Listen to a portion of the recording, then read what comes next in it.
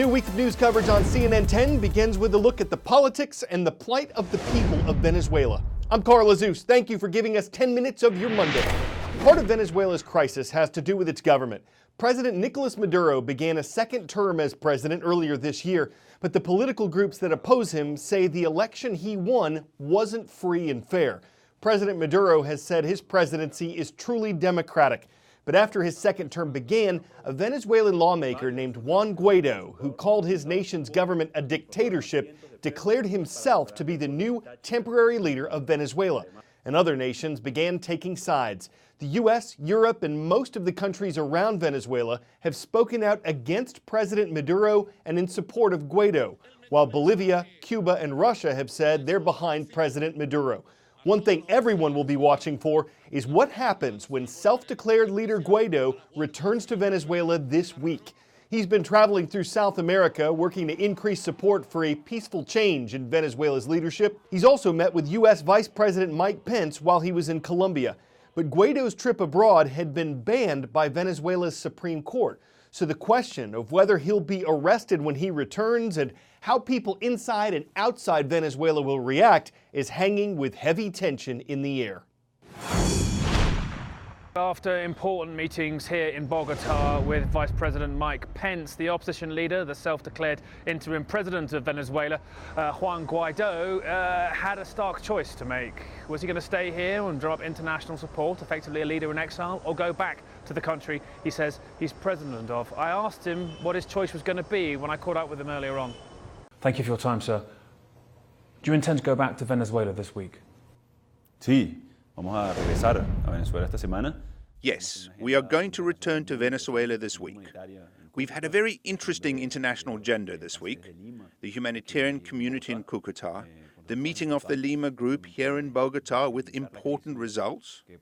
They were able to see that the crisis is evident, but that the regime denies it. Now, in that interview, he said that yes, he did fear arrest when he landed, and he did fear for his own safety, that of his own life, but compared his potential risk to the plight of thousands of Venezuelans every single day, many, he said, dying from lack of basic medicines. He also said that if anything happened to him, the price would potentially be too high for the Maduro government to pay. Still, in the days ahead, we'll learn how he's going to do this, and certainly whether the Maduro government let him in freely and safely, to quote the words and the demands of the U.S. Special Representative to the Venezuelan crisis, Elliot Abrahams. Now a look at how this has impacted Venezuela's people. Their nation's economy is wrecked. Critics blame the socialist policies of Venezuela's last two presidents, plus the falling price of oil, which is crucial to the country's revenues. Inflation is soaring. Last year, prices on things like food doubled every 19 days. Venezuelan troops loyal to President Maduro recently blocked truckloads of supplies from entering the country. Guaido says they're needed, that Venezuela's food and medicine shortages are getting worse. President Maduro says there's no crisis in Venezuela and that the supplies are part of a U.S. attempt to overthrow his government. Still, many Venezuelans are crossing borders to get what they can. A lifeline crossing barricaded, formerly closed. But here, the Colombia-Venezuela border is still bustling. And in the distance, people seem to be getting across. How? Clashes exactly a week ago closed that border. It's now almost fortified, but people desperate to get food back to their loved ones inside Venezuela, well, they found another way. Down we follow the tide as Colombian police stand calmly by. These are steps of necessity, of desperation, by people in need of everything. Endless in number, down to the riverbank. But these don't seem to be steps of just salvation, helped as they are at first. Across the water, past the tree line, we are told, are sometimes Venezuelan soldiers, but mostly gangs, who charge for each crossing. 50 cents per person and $2 equivalent if you're carrying goods. Cars and trucks wait for me over there, he says. It's mostly just guys, not soldiers. It's pesos they ask for. Another adds, it's not soldiers. I don't know who gets the money. The dead go back to be buried in their homeland. and the living feel the slow collapse of their homeland bury them. Traffic both ways, but with one shared Venezuelan burden. If you leave, it's more or less empty-handed. Yet those who go back, well, they do so with pretty much everything they can carry. Up on the bridge, where thousands once crossed daily, are the pellets fired last week to keep opposition protesters back, who below still carry on with their skirmishes and defences.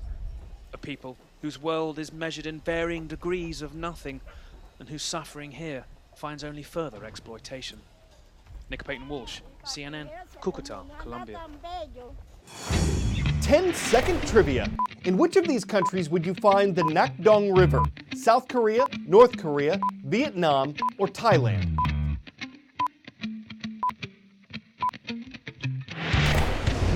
The Nak Dong is the second longest river in South Korea. It's found in the southeastern part of the country.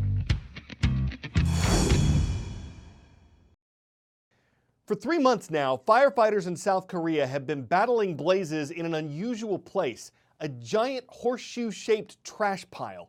11 years ago, a recycling business owner was given a permit to keep 2,000 tons of waste there.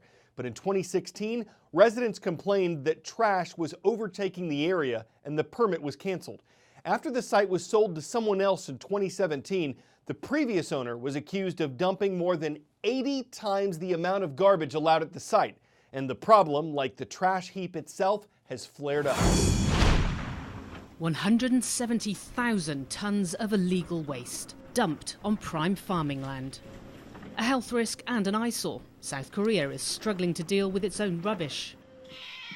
Park Hyun-sun has farmed here for 10 years. Her greenhouses are just meters from the expanding dump. First of all, there's the dust, she tells me. The greenhouse is a shell of plastic sheeting. The dust covers it up, blocks the light, and my eggplants are starting to grow gnarled. Since December, the dump is now starting to self-combust. As years-old waste decomposes, it produces flammable and toxic gases. Workers and firefighters douse the fire with water only to see it reignite elsewhere. The smell of burning household waste, of burning plastic, construction materials is really quite unpleasant. And this is the winter time. It's sub-zero temperatures at the moment. Just imagine what this is like in the summer. One of those who lives very close by says she hasn't opened her windows in the past 2 years.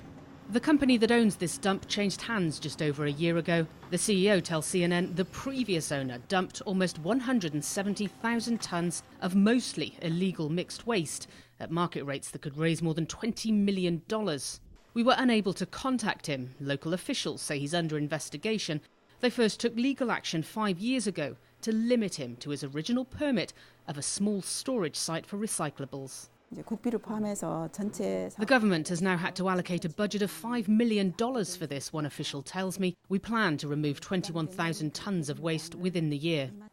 Illegal dumping is happening across the country and beyond. This is Mindanao in the Philippines. 6,500 tons of waste that a South Korean company had claimed was recyclable plastic synthetic flakes.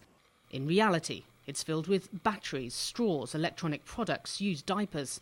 After pressure from local environment groups, the South Korean government again had to step in and pay for its repatriation. China's decision to accept less of the world's waste and unscrupulous companies dumping illegally to make money means South Korea has a new waste reality to deal with. Paula Hancock's CNN, Wheesong County, South Korea.